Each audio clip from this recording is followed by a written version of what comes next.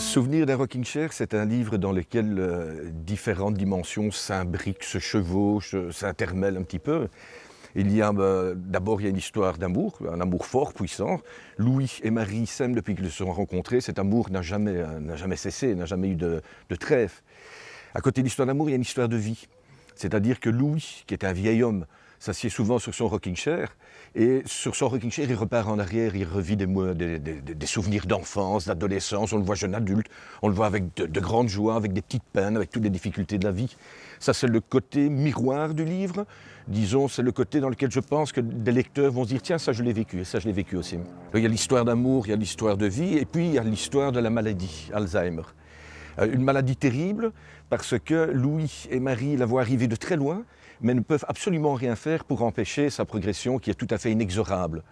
Et donc c'est dans le cumul de ces trois histoires de vie, d'amour et de maladie qu'on va voir comment Louis et Marie vont parvenir à préserver leur amour. En fait, l'idée est née de ce rocking chair.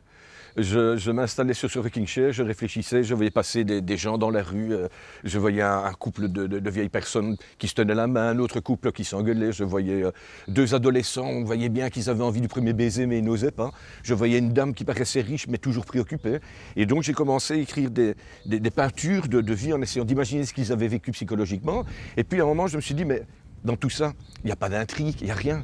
On voit juste un vieil homme sur son rocking chair. Et c'est là que je me suis dit que je vais mettre une intrigue. Et donc je me suis intéressé à voir comment l'amour pouvait rentrer dans ces peintures et comment l'amour pouvait survivre. En fait, je pense que ce qui est important, si je devais le définir en une seule dimension, je dirais c'est un roman d'amour, qui commence d'ailleurs par les mots « Dis-moi mon cœur, pourquoi t'affoles-tu?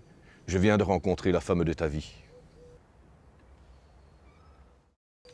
Je pense qu'il y a beaucoup d'espoir à la fin, d'autant plus que la situation pendant tout le livre se détériore, donc leur vécu est de plus en plus difficile, il y a de plus en plus de souffrance, et donc je pense qu'il termine vraiment sur une note d'espoir. Ce qui est drôle, c'est que, et c'est peut-être ça l'espoir, assez paradoxalement, c'est à partir du moment où Louis a tout oublié qu'il peut recommencer à vivre, et qu'il peut recommencer à aimer sa femme. Voilà, je pense que là se trouve le message d'espoir qui est dans l'oubli, c'est-à-dire dans la nature même de la maladie.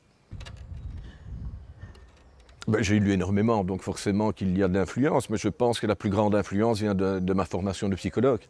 Et d'ailleurs, les deux romans que j'ai écrits sont finalement extrêmement psychologisés.